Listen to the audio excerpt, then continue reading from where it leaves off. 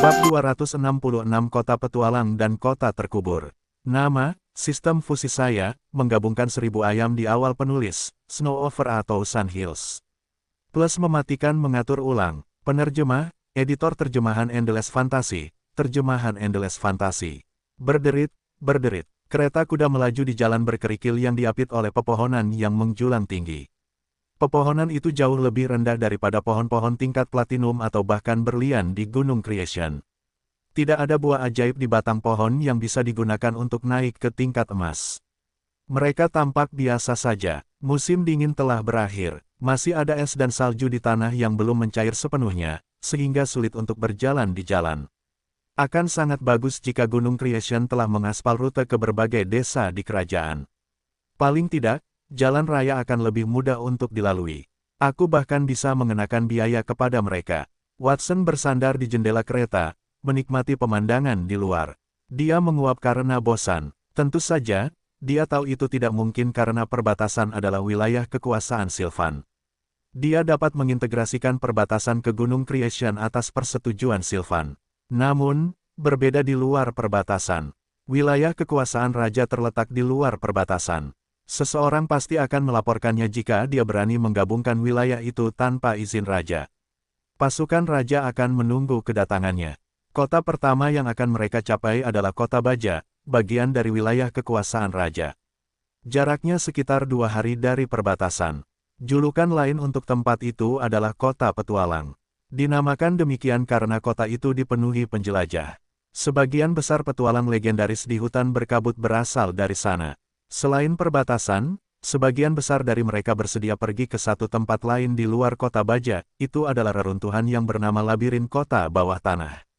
Reruntuhan itu telah ada sejak Landari mendirikan kerajaan sekitar 400 tahun sebelumnya. Para ahli berspekulasi bahwa reruntuhan itu telah ada ribuan tahun yang lalu, dan bahkan bisa jadi lebih tua. Konstruksinya yang besar seukuran kota. Selain itu, legenda lain disebutkan di kota bawah tanah itu. Beberapa dekade yang lalu, orang yang paling berkuasa di kerajaan itu, Santo Pedang, masih cukup muda. Dia ada di sana untuk menyelidiki. Dia turun ke tingkat terendah kota bawah tanah dan menerima senjata suci. Orang-orang mengatakan bahwa Sword Saint telah menjadi orang paling berkuasa di kerajaan karena kemampuannya dalam membersihkan ruang bawah tanah. Rumor tentang bagaimana ia akan mengumpulkan sejumlah besar kekayaan dan mencapai puncak hidupnya setelah membersihkan level ke-100 kota bawah tanah menyebar seperti api. Tentu saja, selain Sword Saint, tidak ada orang lain yang berhasil membersihkan ruang bawah tanah kota bawah tanah selama beberapa dekade terakhir.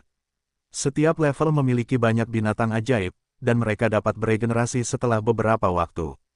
Banyak petualang hanya ingin membunuh binatang ajaib itu untuk menghasilkan uang. Tuan Muda Watson, meskipun musim dingin telah berakhir, dan kerajaan naga suci memasuki musim semi, di luar masih sangat dingin. Silakan duduk di kereta agar Anda tidak masuk angin, kata Denise, dia adalah salah satu anggota asli geng bandit iblis. Dia melilitkan selimut kulit sapi di atas kaki Watson. Watson adalah elit tingkat platinum. Apakah dia takut dengan perubahan cuaca? Ketika dia mendengar komentar Denise, Nightingale, yang sedang mengemudi, berbalik. Matanya berbinar karena iri saat dia melihat Denise menutupi Watson dengan selimut. Dia berharap bisa bertukar tempat dengan Denise. Watson telah mengatur agar dia tinggal di luar karena dia terampil, dan Denise lebih mengenal kerajaan itu. Tuan Muda Watson mungkin tidak peduli dengan cuaca. Tetapi sebagai pelayan, kita harus mempertimbangkan, bahkan jika itu adalah sesuatu yang tidak diminta oleh Tuan kita. Selain itu, Tuan Muda Watson tidak akan mau memamerkan kekuatannya. Kalau tidak, dia tidak akan meminta kita untuk menemaninya. Jelas lebih baik memilih Ksatria Bulan Hitam untuk mengawalnya, Denise menjelaskan dengan perlahan. Antonio, yang juga berada di kereta, terbangun dari tidurnya. Dia berguling dan tertidur lagi, senyum puas tersungging di wajahnya. Watson mengangguk. Nona Denise benar, saya hanya punya satu permintaan untuk perjalanan ini, dan itu adalah untuk tetap bersikap rendah hati. Bagaimanapun, kita akan pergi ke kota kerajaan untuk menyelidiki raja. Jika kita menarik perhatian, musuh kita mungkin akan menyergap kita sebelum kita mencapai tujuan kita. Aku bahkan menyamarkan cincin harapan untuk dunia di tanganku dan mengubah Raja Tikus Pemakan Langit menjadi kuda biasa. Nightingale sedang duduk di Little Grey, Raja Tikus Pemakan Langit. Jika Raja Tikus Pemakan Langit memakan sesuatu, ia akan membelah tubuhnya tanpa batas dan mendapatkan atribut makanan. Watson telah mengizinkannya untuk memakan Golden Flesh dan darah Kaisar Clark pada interval yang tidak teratur, dan ia menduplikasi banyak naga dan burung phoenix kecil. Watson memberikan duplikat tersebut kepada bawahannya. Tunggangan naga milik Black Moon Knights di Gunung Creation adalah duplikat dari Raja Tikus yang melahap langit. Alhasil, Black Moon Knights menjadi pasukan yang tidak kalah dengan Dragon Knights. Begitu pula, mereka memiliki sejumlah besar telur phoenix yang tidak dapat mereka habiskan setiap hari. Telur phoenix telah menjadi barang habis pakai, sama seperti telur biasa. Watson mengangkat tangan kanannya untuk menunjukkan cincin berkarat yang telah berubah menjadi abu-abu di jari-jarinya kepada Nightingale. Nightingale, mulai sekarang, perlakukan aku seperti orang normal, seperti yang Denise lakukan, katanya.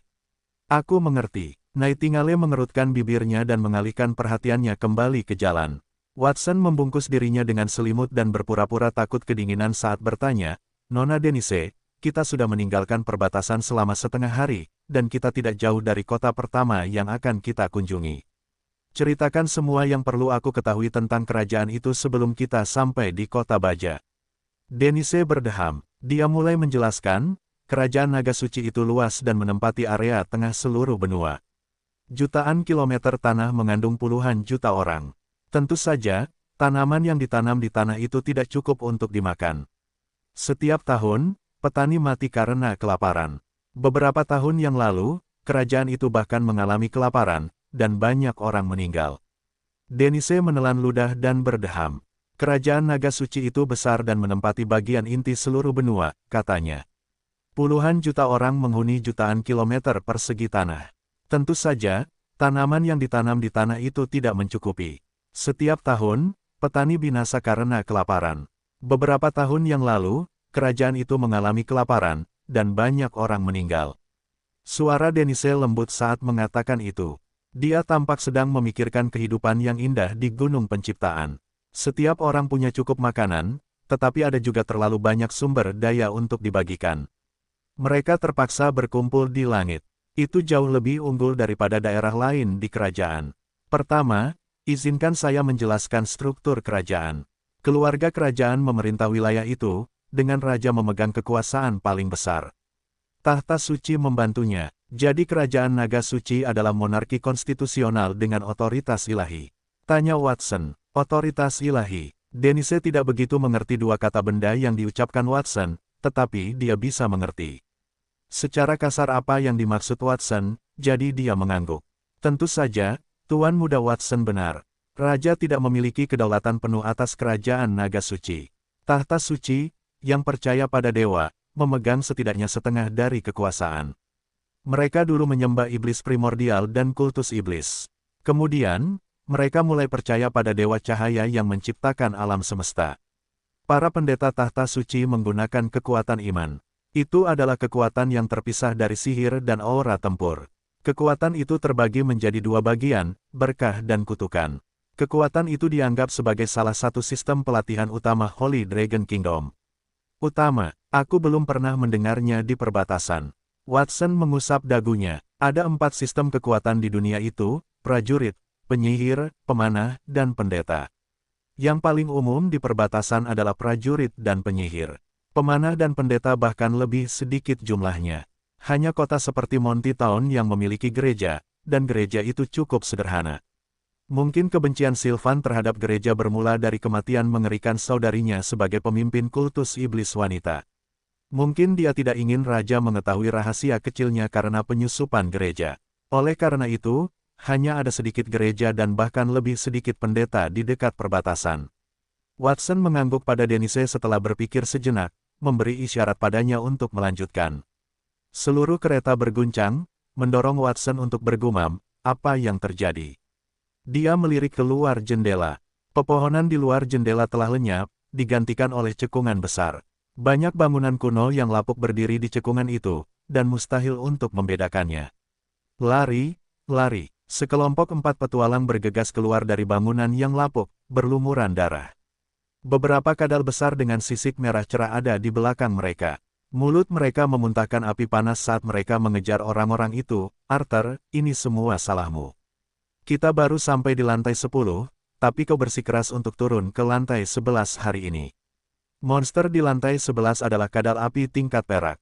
Kita tidak sebanding dengannya. Gerutu seorang gadis dengan jilbab merah dan kacamata. Orang yang ditegurnya adalah seorang pria berkulit kecoklatan dengan pola misterius di wajahnya. Dia membalas dengan tidak senang, Annie, beraninya kau mengkritikku. Kau setuju untuk memasuki lantai 11.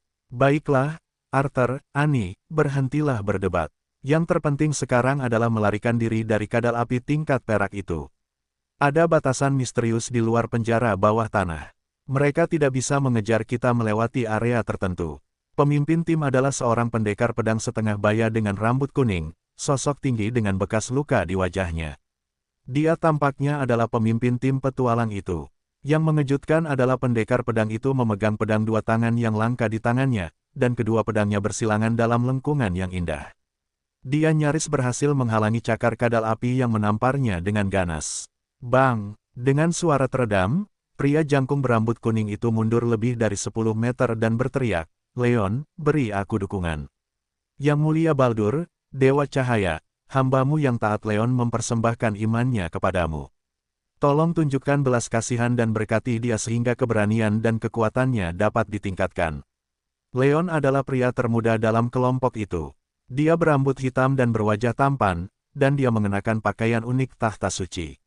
Pada saat itu, dia menyentuh salib di dadanya sambil menggumamkan sesuatu. Saat suaranya jatuh, cahaya misterius muncul di langit. Cahaya itu terhubung dengan bintang-bintang di kejauhan dan menutupi tubuh pria berambut kuning itu.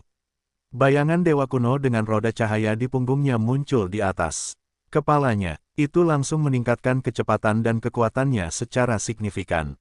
Pria berambut kuning itu mengerahkan kekuatannya.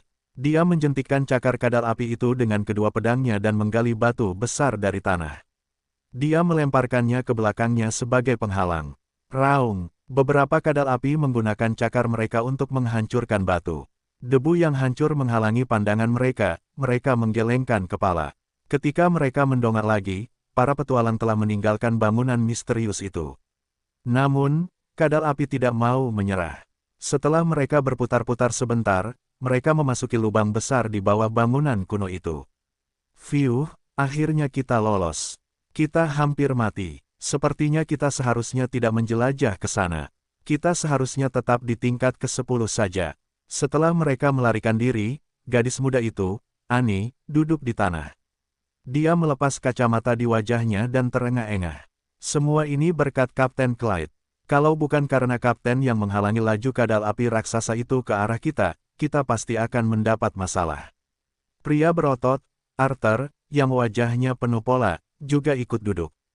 Kau seharusnya berterima kasih pada Leon. Pendeta yang taat itu memberiku berkat Tuhan di saat kritis. Kalau tidak, aku tidak akan bisa menghentikan binatang ajaib tingkat perak. Clyde memegang kedua pedangnya. Dia menggelengkan kepala dan menatap Leon, yang berdiri di ujung kelompok itu. Pendeta muda itu hanya membungkuk rendah hati menanggapi sanjungannya.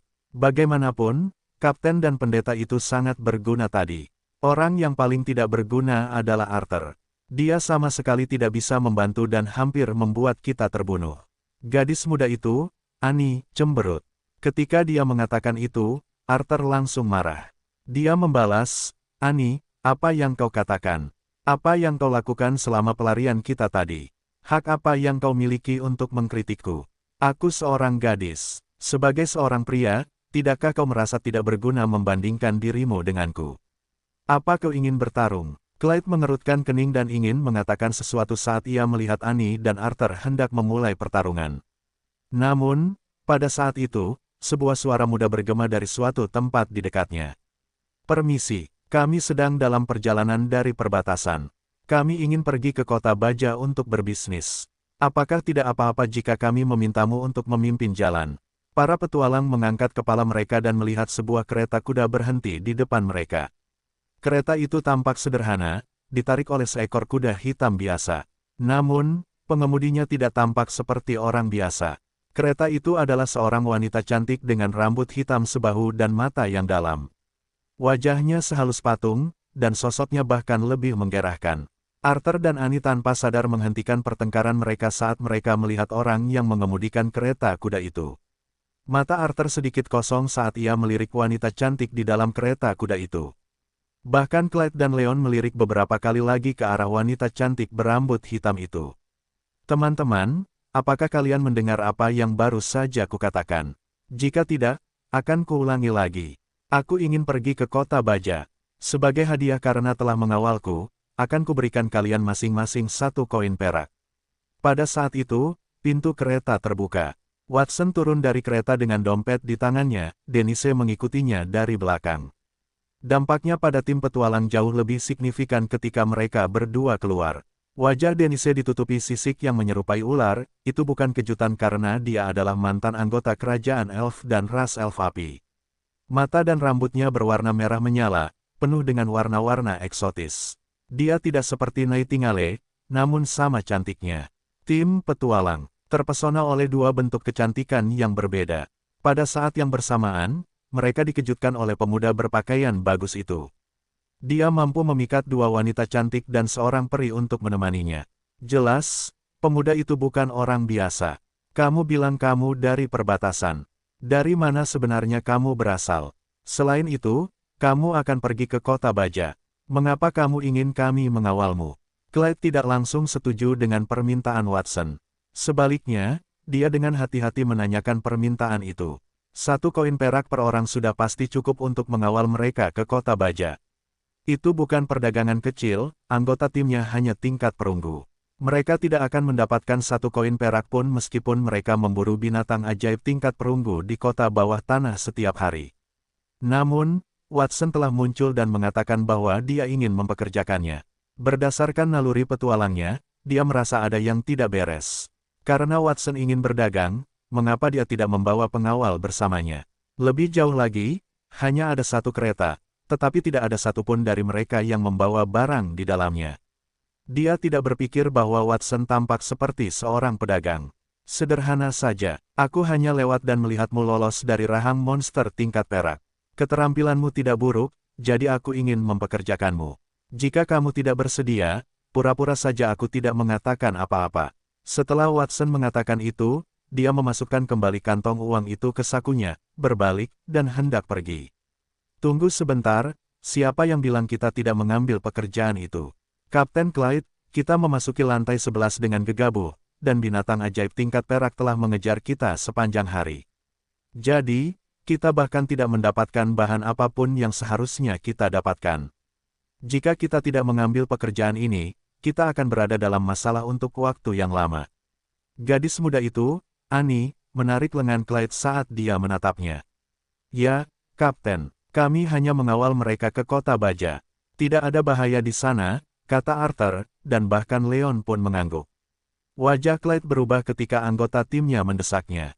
Setelah ragu-ragu cukup lama, akhirnya dia memutuskan. Dia berkata, baiklah, kami akan menerima pekerjaan itu. 1 koin perak untuk masing-masing. Bayar setengahnya dulu, dan bayar setengahnya lagi saat kami sampai di sana. Setuju. Watson tersenyum. Dia mengeluarkan 2 koin perak dari kantongnya dan menyerahkannya kepada Clyde. Kemudian, dia melihat sekeliling sebelum bertanya dengan santai, oh, benar. Kudengar kota baja juga dikenal sebagai kota petualang dan para petualang menyukai kota bawah tanah. Binatang ajaib yang mengejarmu berasal dari sana, kan? Aku sedikit tertarik dengan reruntuhan itu. Aku ingin tahu apakah kau bisa mengajakku menjelajahinya. Keputusan Watson untuk mempekerjakan Clyde dan yang lainnya cukup jelas. Di satu sisi, mereka adalah orang asing yang pasti akan menghadapi pengawasan jika mereka memasuki kota baja. Jika mereka mengikuti penduduk kota, kemungkinan mereka untuk ketahuan akan jauh lebih kecil. Ditambah lagi, mereka juga bisa menjelajahi kota bawah tanah. Dia bisa memasuki kota bawah tanah sendirian, tetapi dia tidak mengenal medannya, jadi dia mungkin akan terjebak. Dia harus menggunakan kekuatannya untuk keluar, dan itu akan menarik terlalu banyak perhatian. Lebih baik membiasakan diri dengan Clyde dan yang lainnya terlebih dahulu. Begitu dia cukup percaya diri, dia akan pergi ke sana lagi sendirian. Itu, ketika dihadapkan dengan saran Watson, beberapa petualang di sana menunjukkan rasa khawatir. Mereka baru saja muncul dari kota yang terkubur. Apa yang akan terjadi jika mereka kembali pada saat itu dan bertemu dengan sekelompok hewan ajaib yang mematikan itu sekali lagi? Para petualang tampak ragu-ragu ketika mereka mendengar permintaan Watson. Mereka baru saja meninggalkan kota yang terkubur. Apa yang akan terjadi jika mereka bertemu dengan sekelompok binatang ajaib yang menakutkan itu lagi? Jangan khawatir, aku akan pergi dan melihat-lihat saja. Aku tidak akan masuk terlalu dalam ke bawah tanah. Sebagai hadiah karena membawaku ke sana, aku akan memberimu koin emas tambahan sebagai hadiah. Bagaimana? Watson mengeluarkan koin emas. Mata para petualang itu sedikit linglung ketika mereka melihat koin emas yang setara dengan setengah bulan pendapatan rutin mereka. Baiklah, aku bisa membawamu. Namun, kita hanya bisa pergi ke lantai 10. Kita tidak akan pergi kemanapun di luar sana. Selain itu, kamu harus mendengarkan instruksi kami saat kita berada di sana, kata Clyde. Dia ingin menolak pekerjaan itu, tetapi Watson telah memberinya terlalu banyak. Selain itu, tidak akan terlalu berbahaya untuk sampai ke lantai 10. Terima kasih. Aku Watson. Bolehkah aku tahu namamu? Aku Clyde. Setelah mereka saling menyapa, Watson memerintahkan Denise untuk tetap tinggal. Dia melihat kereta dan Antonio, yang belum turun. Dia dan Nightingale mengikuti para petualang ke kota bawah tanah di cekungan. Cekungan itu bukanlah area yang luas, tetapi masih beberapa kali lebih besar dari yang mereka bayangkan. Pahatan batu yang bersilangan itu seperti labirin, dan ada banyak celah dalam di bawah pahatan batu itu. Mereka tidak tahu kemana celah-celah itu akan mengarah. Pilihan yang bijak bagimu untuk memilih tim petualang Blood Rose sebagai pemandumu. Kami adalah tim tingkat perunggu terbaik di kota Baja. Tidak ada yang tahu kota yang terkubur itu lebih baik dari kami. Orang-orang mengatakan bahwa ruang bawah tanahnya adalah reruntuhan misterius dari puluhan ribu tahun yang lalu, tetapi tidak ada yang bisa menyelidiki sejarahnya. Gadis muda itu, Annie, mengekspresikan dirinya dengan percaya diri saat berjalan di samping Watson. Mungkin karena dia telah menerima uang, tetapi air liurnya berterbangan kemana-mana saat dia berbicara. Benarkah? Itu benar-benar mengesankan. Watson tersenyum sopan dan menatap bangunan-bangunan kuno di depannya. Sepotong informasi secara otomatis memasuki matanya. Reruntuhan khusus tingkat berlian, labirin bawah tanah. Bangunan itu sendiri adalah produk peradaban Lon dari 10.000 tahun yang lalu. Namun, setelah ditempati oleh orang-orang bawah tanah ribuan tahun yang lalu, bangunan itu telah sepenuhnya berubah. Kemampuan, ada 100 lantai di kota bawah tanah. Ada monster yang berbeda dengan tingkat kekuatan yang bervariasi di setiap lantai. Mereka menjadi lebih kuat semakin dalam Anda masuk. Lebih jauh lagi, monster-monster akan muncul kembali sesekali. Kemampuan tambahan, labirin bergerak sepanjang waktu. Struktur labirin akan berubah dari waktu ke waktu, termasuk jumlah level wilayah monster. Monster-monster di labirin dapat bergerak bebas di antara level-level dan dapat meninggalkan labirin, tetapi mereka tidak dapat pergi terlalu jauh, dan mereka tidak akan bergerak dengan mudah. Harta karun acak, ada peti harta karun yang muncul dari waktu ke waktu di kota yang terkubur, masing-masing akan memiliki jenis harta karun yang berbeda. Seseorang dapat memperoleh harta karun yang paling luar biasa setelah menyelesaikan 100 level. Saat dia membaca informasi itu, Watson tahu bahwa bangunan itu hanya terkait dengan reruntuhan kuno dari puluhan ribu tahun yang lalu. Mekanisme ruang bawah tanah itu menarik perhatiannya, ada peti harta karun acak di dalamnya. Orang-orang yang membangun struktur di reruntuhan itu pasti tidak ingin orang luar memasuki bangunan-bangunan itu. Mereka pasti telah memasang banyak jebakan untuk membunuh para penyusup.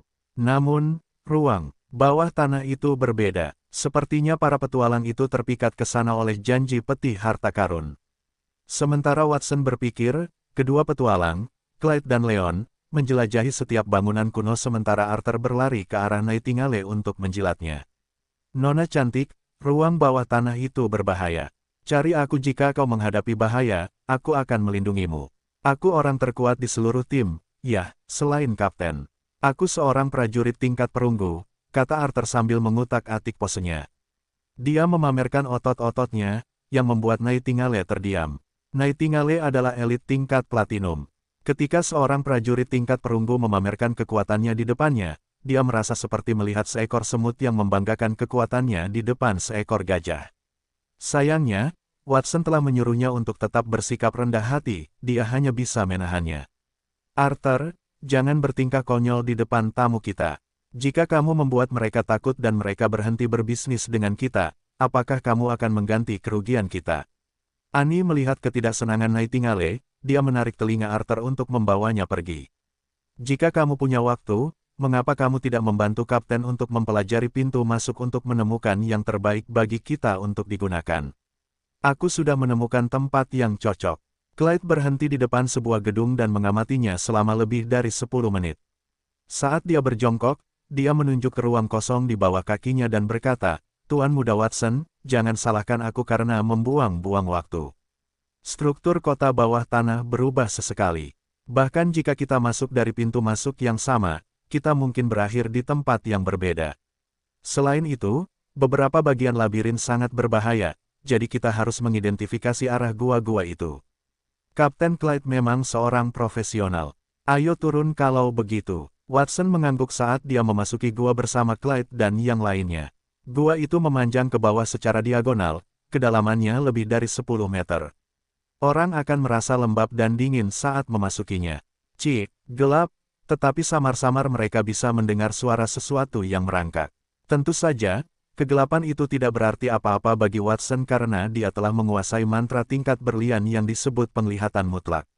Itu sudah cukup baginya untuk melihat segala sesuatu dengan jelas dalam kegelapan total. Itu juga tidak mengganggu Nightingale, malaikat tingkat platinum. Di sisi lain, keempat petualang itu tidak dapat melihat lingkungan di lorong itu dengan jelas. Annie membuka tangan kanannya dengan bunyi klik, dan bola api muncul di tangannya. Arthur, yang besar dan kuat, mengambil busur pendek dari celananya sebelum mengisinya dengan beberapa anak panah-panah beracun. Clyde adalah pendekar pedang dua tangan, Leon adalah seorang pendeta, dan Arthur dan Annie masing-masing adalah seorang pemanah dan penyihir. Mereka diperlengkapi dengan baik. Monster yang merayap di depan mereka menampakkan wujud aslinya saat diterangi oleh api di telapak tangan Annie. Itu adalah kelabang sebesar lengan, terbungkus dalam cangkang besi. Ia memiliki puluhan kaki, dan kawanan besar kelabang berkerumun bersama. Cangkang besi hitam memantulkan cahaya redup di bawah penerangan api. Itu adalah binatang ajaib tingkat besi, kelabang berlapis besi. Untungnya, itu bukan binatang ajaib yang sangat sulit. Clyde menepuk baju besi di dadanya dan menghela napas lega. Medan ruang bawah tanah akan berubah setiap saat, dan binatang ajaib yang akan mereka temui juga berbeda. Binatang ajaib di lantai yang sama akan memiliki kekuatan dan kelemahan yang berbeda. Kadal api raksasa yang mereka temui di lantai 11 adalah yang sangat kuat. Kecuali Arthur, semua orang di tim merasa lega karena mereka tahu bahwa mereka akan menghasilkan banyak uang hari itu. Hanya Arthur yang sedih karena dia tidak bisa pamer di depan Nightingale. Tuan Muda Watson, kelabang berlapis besi itu cukup mudah dibunuh. Cangkangnya dapat digunakan untuk membuat peralatan dari besi, dan kelenjar racunnya dapat digunakan untuk membuat racun. Singkatnya, binatang ajaib itu memiliki banyak bagian yang berharga. Saat menjelaskan kepada Watson, Clyde pergi ke kelompok kelabang itu dengan pedang dua tangan di tangannya. Dia menebas sebagian besar kelabang menjadi dua dengan satu tebasan pedangnya. Dengan gerakan yang terlatih, dia melepaskan cangkang keras di punggung kelabang dan juga kelenjar racunnya. Yang lain mengikuti dan dengan cepat mengumpulkan lebih dari 100 kelabang berlapis besi. Kelabang lainnya telah menghilang, dan seluruh lorong menjadi aman. Tuan Muda Watson, tidak ada yang bisa dilihat di lantai ini. Ayo pergi ke lantai berikutnya. Oh, benar. Aku hampir lupa menyebutkan bahwa terkadang kita menemukan peti harta karun dan tanaman obat di dinding. Namun, sepertinya kita tidak beruntung kali ini. Clyde sedikit kecewa, tetapi ia terus menuntun Watson ke bawah. Ia orang yang hemat, jadi ia tidak lupa mengumpulkan bahan-bahan saat memperkenalkannya kepada Watson. Tak lama kemudian, Clyde menuntun Watson ke lantai 10 ruang bawah tanah. Sepanjang jalan, mereka melewati lebih banyak kelabang berbaju besi, kelelawar haus darah, ular piton berkepala dua, dan monster lainnya. Namun, mereka berhasil membunuh semuanya. Setiap tingkat ruang bawah tanah memiliki cacat yang jelas, yang mirip dengan lubang-lubang di bagian luar. Setiap lubang sedalam lebih dari 10 meter. Lantai ke-10 sudah lebih dari 100 meter di bawah tanah. Pada saat itu, ruang bawah tanah menjadi lebih gelap, tetapi sekelilingnya tidak sepenuhnya sunyi. Sebaliknya, mereka mendengar suara orang. Beberapa percikan api muncul di terowongan yang lebih lebar dari yang di atas. Beberapa tim petualang berbaju besi lapis baja dan pedang panjang sedang melawan Minotaur setinggi 3 meter dengan kapak raksasa di tangannya. Ada 3 Minotaur, dan ketiga tim itu masing-masing berhadapan dengan satu. Itu adalah binatang ajaib tingkat perunggu puncak, prajurit Minotaur. Ini adalah binatang ajaib yang langka. Kapak prajurit Minotaur dipoles sendiri. Dari segi kekuatan, mereka tidak lebih lemah dari senjata tingkat perunggu puncak. Dua tanduk di kepala mereka adalah bahan yang bagus untuk menempa senjata, dan daging serta darah mereka adalah bahan obat berkualitas tinggi. Tubuh mereka penuh dengan harta karun. Mata Clyde berbinar ketika dia melihat binatang-binatang itu, tetapi mata mereka juga meredup dengan cepat. Sayang sekali, semua binatang ajaib di lantai ini telah diambil. Tuan Muda Watson, ayo kembali. Watson melihat sekelilingnya dan mengangguk.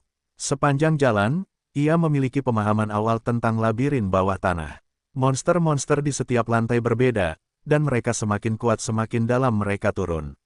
Jumlah monster mungkin berkurang, dan setiap lantai memiliki lorong yang mengarah ke lantai berikutnya. Sangat mudah untuk menemukan mereka. Watson memutuskan untuk menjelajahi lantai berikutnya sendiri. Kemudian, ia kembali bersama Nightingale dan Clyde. Sayangnya, binatang ajaib yang kita temui sangat lemah atau telah dicuri oleh orang lain. Mengapa tidak ada binatang ajaib yang lebih kuat atau labirin yang bermutasi? Arthur membawa tas besar penuh bahan dari binatang ajaib yang mereka bunuh. Ia berjalan kembali ke pintu masuk sambil melirik Nightingale yang anggun dari waktu ke waktu dan bergumam dengan enggan. Annie mencibir padanya. Arthur, apa yang kau katakan, dasar pengecut. Bukankah kau akan menjadi orang pertama yang melarikan diri jika kita benar-benar bertemu dengan binatang ajaib yang kuat atau labirin yang bermutasi?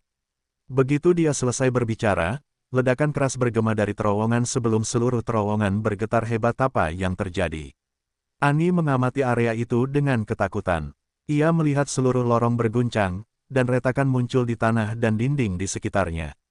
Di belakangnya, tim petualang yang melawan prajurit Minotaur telah kehilangan kekuatan tempur mereka dan jatuh ke tanah setelah gempa dahsyat itu. Pada saat yang sama, retakan di tanah melebar. Beberapa tim petualang, bersama dengan prajurit Minotaur, jatuh ke dalam kehampaan dan menghilang. Seluruh area bawah tanah setinggi 10 lantai itu tampaknya runtuh, tenggelam lebih dalam ke neraka. Apakah labirin itu berubah? Sialan, Arthur, dasar sial. Sudah kubilang jangan bicara omong kosong. Sekarang, metamorfosis labirin itu benar-benar terjadi. Ekspresi Annie berubah dari panik menjadi takut. Metamorfosis labirin itu mengacu pada proses transformasi bebas dari level tertentu di labirin ketika tiba-tiba terhubung dengan labirin lain di level yang sama atau labirin yang bukan milik level itu. Metamorfosis itu merupakan kesempatan untuk memasuki level yang lebih dalam dengan cepat. Itu juga melambangkan bahaya. Tingkat labirin yang belum dijelajahi mungkin memiliki binatang ajaib yang lebih menakutkan. Lari, lorong itu tidak jauh dari tempat kita berada. Ayo kita berusaha semaksimal mungkin untuk sampai di sana.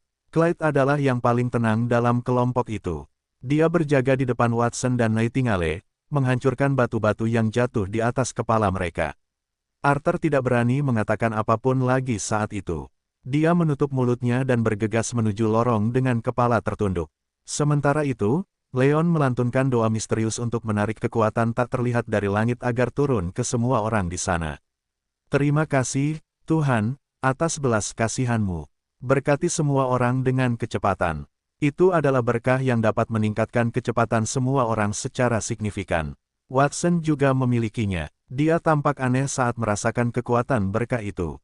Kekuatan iman yang dikuasai pendeta itu memang ajaib. Itu dapat meningkatkan kecepatan elit tingkat platinum sepertiku hingga sepertiga. Jika itu adalah mantra tingkat perunggu, efeknya pada kecepatannya akan minimal. Itu karena dia telah menguasai mantra kekebalan sihir mutlak. Itu bukan hanya mantra tingkat rendah, tetapi mantra tingkat tinggi tidak akan memengaruhinya dengan baik. Namun, berkat dapat melakukan apa yang tidak dapat dilakukan oleh mantra-mantra itu, jadi dia penasaran dengan kemampuan pendeta itu. Perbedaan antara berkat dan mantra tidak hanya itu. Pelepasan mantra adalah proses seketika. Baik itu mantra serangan atau mantra pertahanan, keduanya terbentuk dalam sekejap. Berkat berbeda, ia memiliki proses yang berkelanjutan, dan dapat diberikan kepada diri sendiri dan orang lain juga. Jika mereka tahu Watson sedang merenungkan hal-hal itu saat dia melarikan diri, para petualang itu hampir pasti akan pingsan. Kita sudah dekat dengan terowongan. Semuanya, berusahalah lebih keras. Clyde berlari ke pintu masuk terowongan. Ia melihat bahwa lubang terowongan itu semakin dekat dengannya. 100 meter, 50 meter, 10 meter. Mata Clyde berbinar penuh energi saat ia menyadari terowongan itu hanya beberapa inci lagi. Tepat pada saat itu, sesuatu di tanah pecah dengan suara tumpul. Kemudian, penglihatannya meredup saat tubuhnya turun ke keadaan tanpa bobot yang tak terbatas. Tidak, lubang di atas kepalanya semakin mengecil hingga menghilang sepenuhnya. Itulah kalimat terakhir Clyde. Setelah waktu yang tidak diketahui, dua orang memanjat keluar dari sisa-sisa terowongan. Tuan Muda Watson, apakah Anda tidak akan membantu orang-orang itu? Dua orang yang berhasil memanjat keluar adalah Nightingale dan Watson. Tidak, kita akan terekspos jika kita bergerak sekarang. Selain itu, terowongan itu hanya runtuh beberapa meter atau beberapa lantai. Itu bukan apa-apa bagi seorang prajurit tingkat perunggu. Kebetulan saja saya tertarik untuk mempelajari lebih lanjut tentang kota bawah tanah itu. Saya yakin akan ada sesuatu yang berbeda di tingkat-tingkat yang lebih dalam. Watson menarik jubah mahal yang dikenakannya dan berulang kali menggosokkannya ke tanah dan dinding. Tak lama kemudian, jubah itu tertutup debu. Nightingale menatapnya dengan khawatir saat melihatnya. Akhirnya, ia mengulurkan tangan untuk meraih dinding dan menyentuh wajahnya dua kali, berpura-pura dalam keadaan sedih. Ia tidak memiliki sifat Watson yang keterlaluan. Ahem, ahem, ahem. Suara batuk itu berasal dari sisa-sisa batu. Clyde memanjat keluar dari reruntuhan di belakang Watson dan Nightingale. Ia terlatih-tatih dengan dua pedang di tangannya. Ia terkejut saat melihat Watson dan Nightingale berada di depannya. Bagaimana kalian berdua bisa selamat dari jatuh yang begitu keras? Kami beruntung. Kami mendarat di area tanpa puing-puing yang jatuh, kata Watson, memegangi punggungnya dan tampak meringis kesakitan. Namun, punggungku terluka saat jatuh. Tulang-tulangku terasa seperti retak. Ia melihat Watson dan Nightingale sama-sama tertutup debu dan tampak sangat menderita. Clyde mulai memanggil teman-temannya tanpa ragu-ragu. Kau baik-baik saja, Annie, Arthur, Leon. Clyde menggunakan pedang dua tangannya untuk menyingkirkan puing-puing di tanah sambil memanggil teman-temannya. Ia segera menemukan tiga rekan setimnya di antara tumpukan batu. Kecuali Arthur, yang kepalanya terbentur dan wajahnya berlumuran darah, Annie dan Leon hanya mengalami luka ringan. Arthur, dasar bajingan, aku benci kamu. Tanpa kutukanmu, bagaimana kita bisa menemukan metamorfosis labirin ini? Kita tidak tahu ada berapa lantai di labirin ini. Jika jumlah lantainya berlebihan, maka kita mungkin tidak akan bisa kembali hidup-hidup. Annie mengeluh keras kepada Arthur setelah dia keluar. Arthur, yang telah ditegur, tidak mengatakan apa-apa. Dia hanya meringkuk di sudut dan merobek sebagian pakaiannya diam-diam untuk membalut kepalanya. Clyde, yang tidak dapat mentolerir pertengkaran lagi, berjalan untuk menengahi situasi. Baiklah, kalian tidak perlu terlalu khawatir. Mungkin tempat ini dekat dengan lantai 10, dan ini hanya lantai 11. Kita baru saja keluar dari lantai 11. Paling buruk, kita bisa mengulanginya. Selain itu, binatang ajaib di sini mungkin tidak seseram kadal api yang baru saja kita temui. Watson melengkungkan bibirnya dan tetap diam menanggapi penghiburan Clyde. Menurut pendapatnya, mereka berada di lantai 14 atau 15. Seolah untuk mengonfirmasi kata-katanya, sebuah raungan mengerikan meletus dari kejauhan di lorong gelap itu, diikuti oleh teriakan-teriakan dari beberapa tim petualang yang telah jatuh sebelumnya. Monster, monster, ada monster di sini. Kita tidak bisa kembali, kita sudah tamat. Seseorang tolong aku. Teriakan-teriakan itu bercampur dengan jeritan dan suara perkelahian. Semua orang, termasuk Clyde, menggigil ketika mendengar teriakan-teriakan itu. Bahkan Watson dan Nightingale mengerutkan kening. Sebuah bola api muncul di telapak tangan Annie, bola itu menerangi bagian depan. Tak lama kemudian, tim petualang yang berteriak-teriak sebelumnya menampakkan diri dari kedalaman terowongan. Ada lebih dari selusin orang ketika mereka melawan para prajurit Minotaur, hanya 6 dari mereka yang tersisa. 2 dari mereka telah kehilangan lengan mereka saat mereka berguling dan merangkak keluar dari terowongan. Lebih dari 10 Prajurit Minotaur dengan kapak logam di tangan mereka berada di belakang para petualang itu.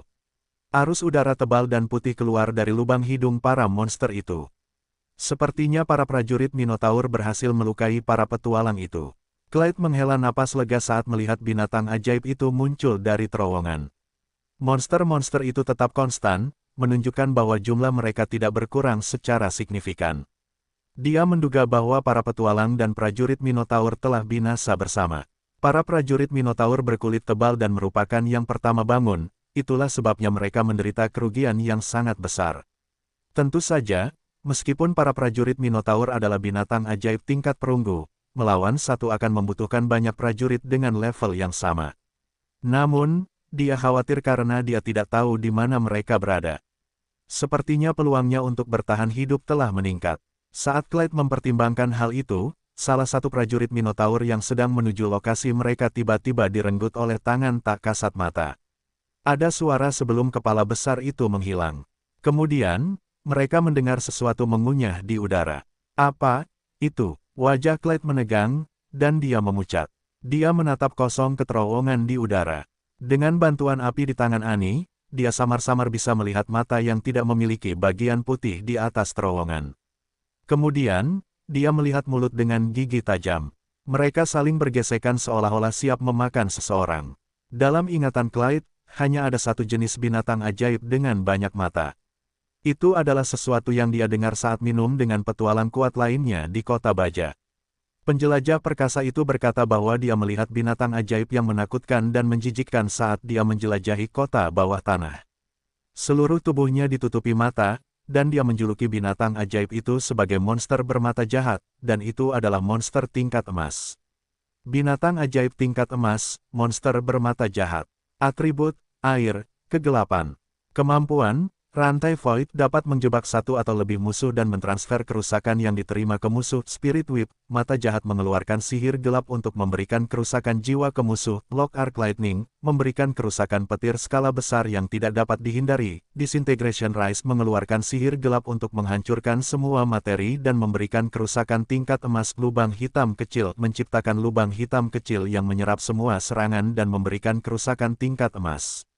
Atribut tambahan, kekebalan sihir tingkat tinggi, kekebalan fisik tingkat tinggi, generasi tubuh dapat menyembuhkan bahkan jika terputus parasit dapat menjadi parasit pada makhluk lain dan mengendalikan inangnya.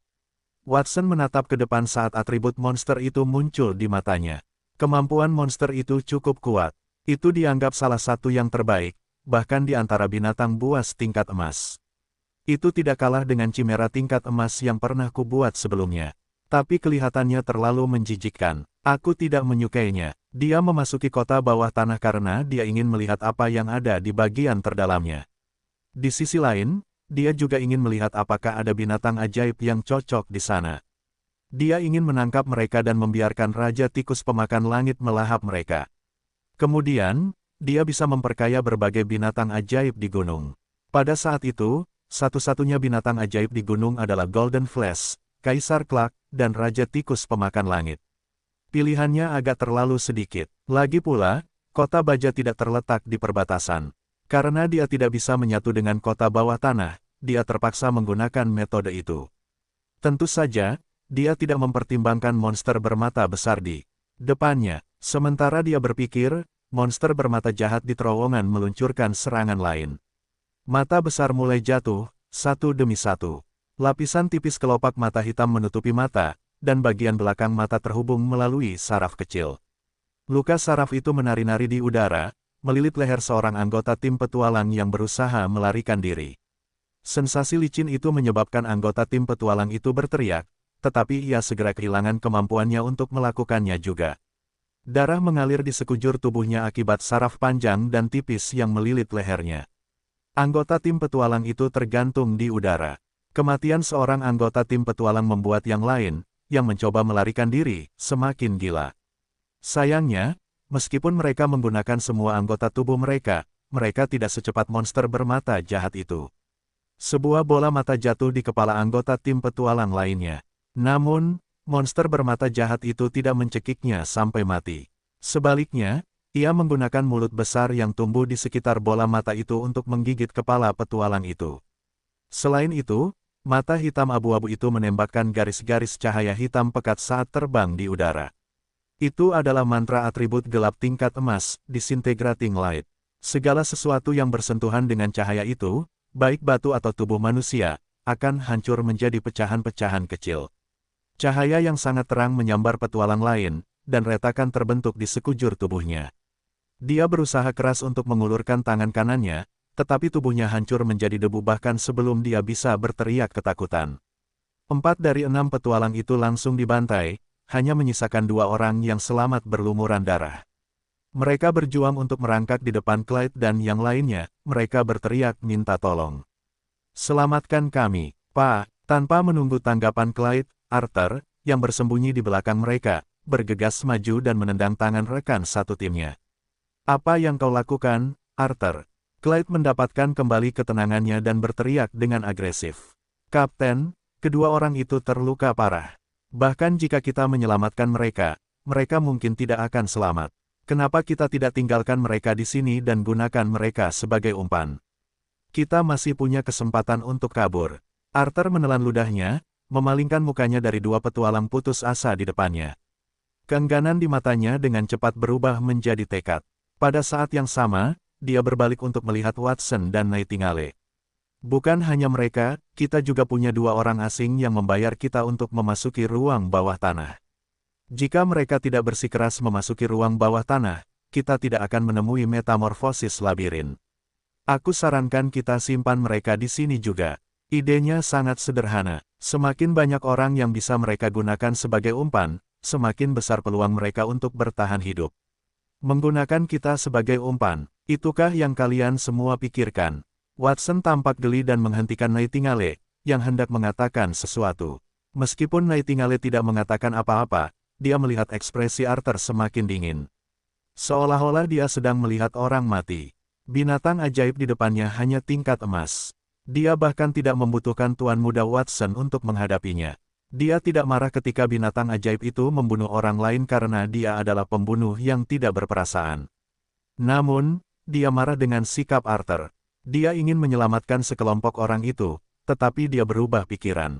Arthur, aku benar-benar kecewa padamu. Clyde menggelengkan kepalanya ke arah Arthur. Dia mengangkat 2 pedang panjang di tangannya dan menghalangi Watson. Sebagai seorang petualang, yang terpenting adalah kredibilitas. Jika kamu mengkhianati majikanmu, demi keuntungan, apa bedanya dengan menjual jiwamu? Jika kamu ingin melarikan diri, larilah. Aku akan tinggal di sini dan bertarung sampai saat terakhir. Itulah kata-kata Clyde. Ada sesuatu yang tidak dia katakan, kemana dia bisa lari.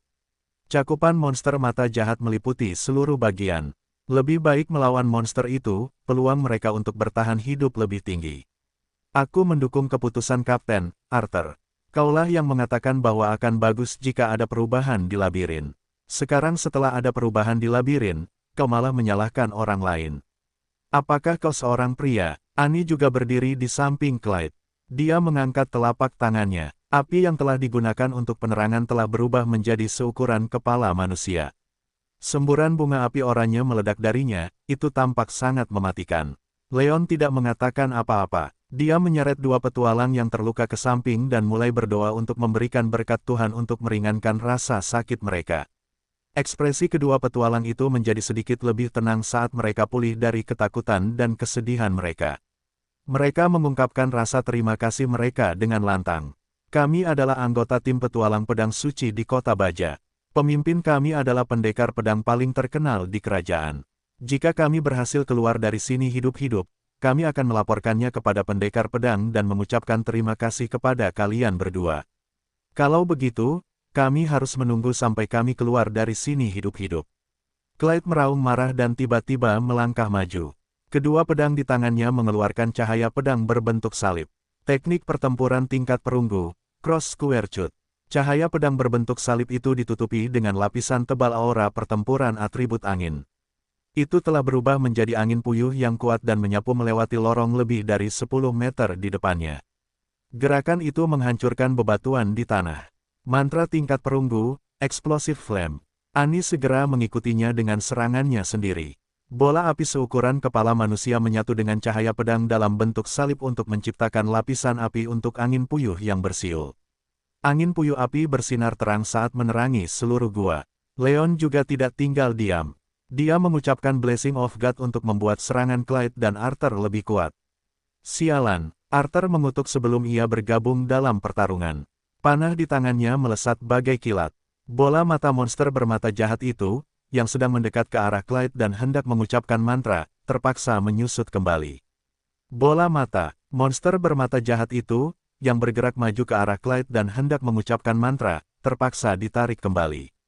Keempatnya melancarkan serangan terkoordinasi. Meskipun hanya ada 4 serangan tingkat perunggu, serangan-serangan itu tidak lebih lemah dari serangan kekuatan penuh prajurit tingkat perak jika digabungkan.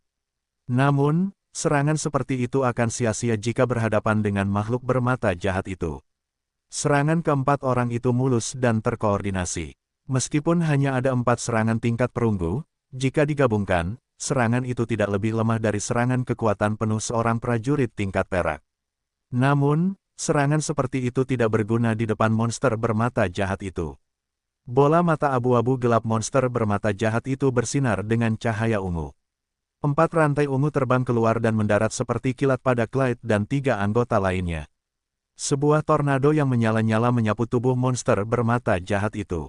Monster bermata jahat itu tetap tidak terluka. Sebaliknya, itu adalah mereka berempat. Tubuh mereka tampaknya telah terbakar untuk waktu yang lama. Mereka hangus hitam dan terbang mundur. Sialan, apakah kita akan mati di sini hari ini? Mulut Clyde meletus dengan asap hijau saat dia terbaring lemah di tanah. Matanya dipenuhi dengan keputusasaan. Bahkan seseorang yang pemberani seperti dia merasa sedih. Serangan gabungan mereka bertabrakan dengan tubuh monster bermata jahat itu dan dibelokkan, mereka gagal untuk menimbulkan satu luka pun. Mereka tidak tahu bagaimana mereka akan melawan pertempuran itu. Bukan hanya dia, Arthur, Annie, Leon, dan bahkan 2 petualang yang gemetar di samping menjadi pucat. Hanya suara halus dari bola mata monster mata jahat yang bergerak dapat terdengar di seluruh koridor, membawa bayangan malapetaka bagi semua orang.